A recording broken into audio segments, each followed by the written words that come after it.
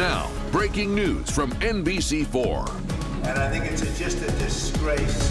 And we'll keep fighting. We'll fight till the end and we'll win. We arrived at this trial and ultimately today at this verdict in the same manner as every other case that comes through the courtroom doors, by following the facts and the law and doing so without fear or favor. An historic verdict today. A jury unanimously found Donald Trump guilty on 34 counts of falsifying business records. The trial was in connection to hush money payments made to adult film star Stormy Daniels. Sentencing is set for more than a month away, but Trump insists this fight is not over. Washington correspondent Hannah Brandt has the latest.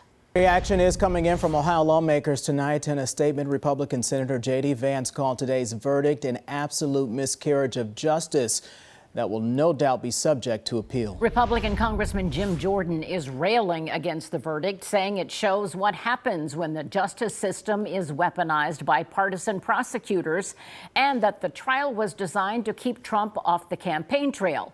We did reach out to Democrat Senator Sherrod Brown and Congresswoman Joyce Beatty for reaction. We've not yet heard back. Joining us tonight, we have two political strategists. Republican Mahek Cook is with us, as well as Democrat Brian Rothberg. And, you know, supporters of Donald Trump, they say this verdict is evidence that the system is rigged.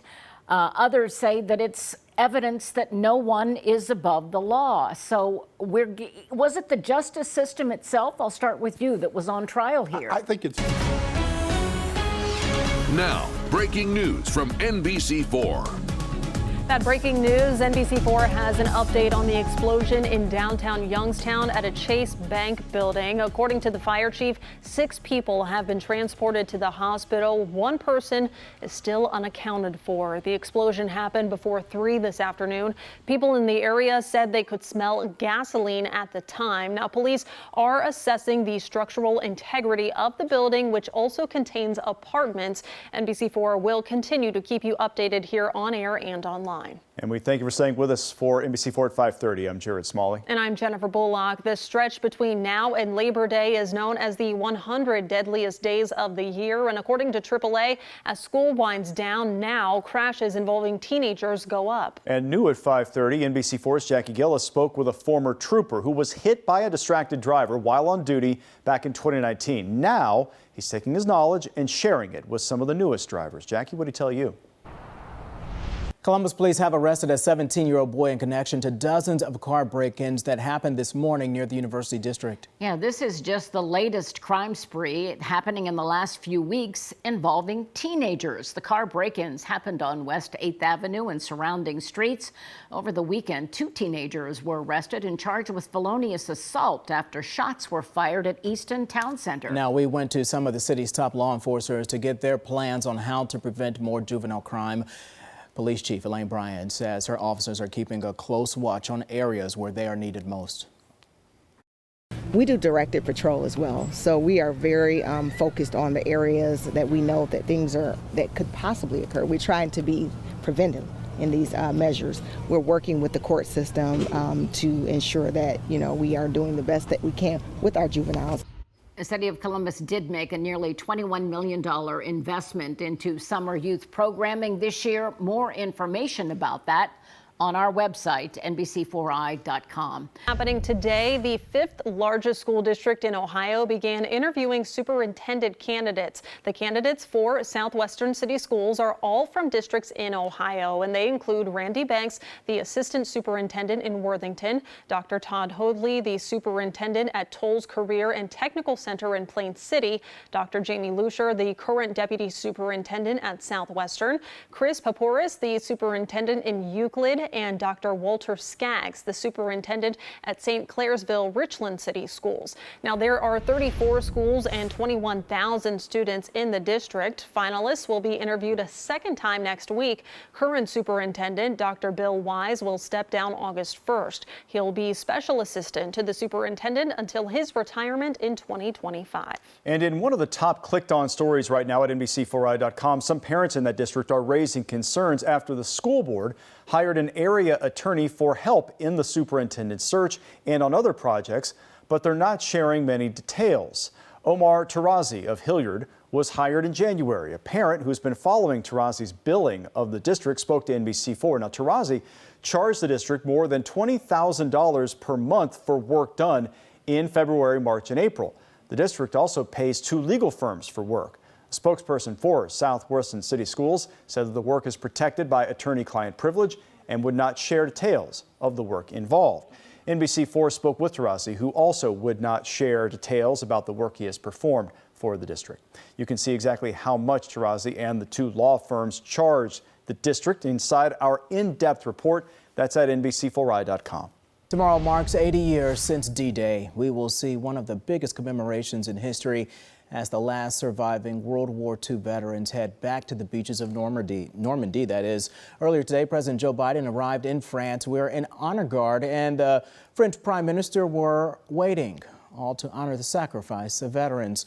On June 6, 1944, the invasion of Normandy brought together the land, air, and sea forces of Allied armies, the largest of any kind in military history.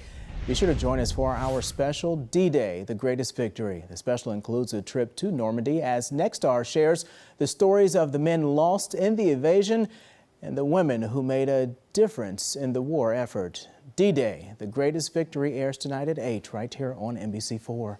A former battleship turned museum is open to visitors in Los Angeles. Rachel Minatoff with our sister station KTLA joins us live tonight with those details. Rachel. Hi, Carrie. Good evening. We are live right now on board the USS Iowa. We're turning our attention to the weather. It's much warmer this morning than we've seen in previous days, and that means we need some water. For Andrea, she'll need some deodorant.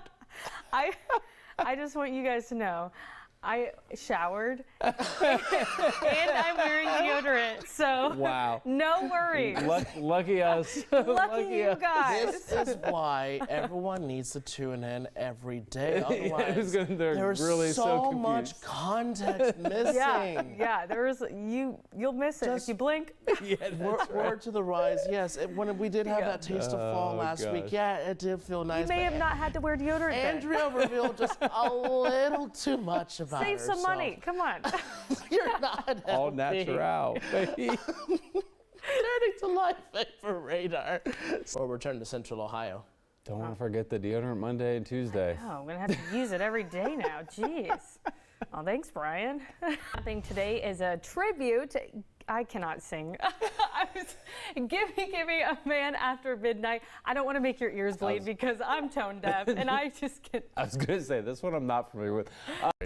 Hey, were you at Prairie Oaks Metro Park yesterday and wondered, do let the dogs out? Because if so, it was all because yesterday was the first ever Bark Bash. Yeah, the event was created to replace the long-running Wag Fest that was canceled this year. More than 80 vendors set up shop from dog fashion, training, and daycare businesses and animal shelters. There was also a series of shows like Sky Dogs that showed off their agility skills. It was a hot day, so dogs and their owners got to cool off with paddleboards, canoes, and the ice castle. They also planned to host another Bark Bash around the same time next year, and it didn't get a chance to go out there yesterday, but looks like it was a lot of fun. It looks really cool. We said yesterday it was awesome that they were able to kind of get this up and running after Wagfest was canceled.